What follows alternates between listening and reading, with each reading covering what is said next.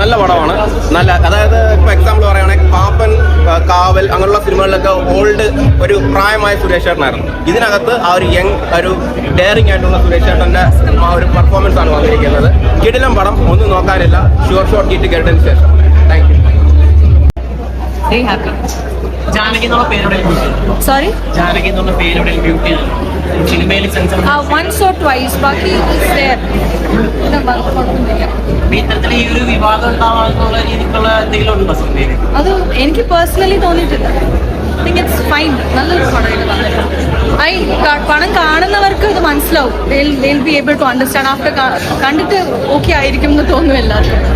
So എല്ലാവരും movie കാണാം, എന്നിട്ട് let's see how it goes. എനിക്ക് പേഴ്സണലി ഭയങ്കര ഇഷ്ടം. സോറി, നന്നായിട്ട് വന്നിട്ടുണ്ട് എല്ലാവരും. സുരേഷ് ചേട്ടൻ്റെ ഡയലോഗ് ഡെലിവറി, അസ്കർ അലി, അനുപമ, മാധവ്, സുരേഷ്, എല്ലാവരും, സ്മൃതി രാമേന്ദ്രൻ, എല്ലാവരും അടിപൊളിയായിട്ട് ചെയ്തിട്ടുണ്ട്. Very happy. Thank U.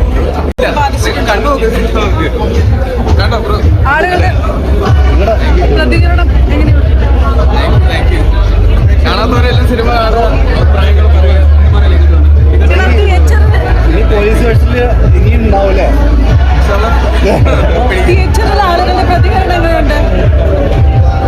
നിങ്ങൾ കണ്ടിട്ട് പറ. എനിക്ക് നിങ്ങൾ പറ.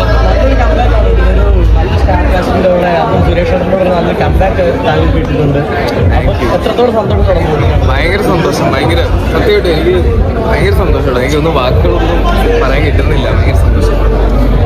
ഞാനും ഇപ്പോഴാണ് പടം കാണുന്നത്. ഭയങ്കര സന്തോഷം. എല്ലാവരും എനിക്കൊന്ന് സുരേഷ് ചേട്ടൻ്റെ ഓരോ കൈയടിക്കാനുള്ള കുറേ ഡയലോഗ്സ് ഇതിലുണ്ട്. അതൊക്കെ എല്ലാവരും എൻജോയ് ചെയ്യുക. ഞാൻ ഇതിന് കൂടുതലൊന്നും പറയാനുള്ള. നല്ല എക്സൈറ്റഡ് ആണ്, നല്ല സന്തോഷം.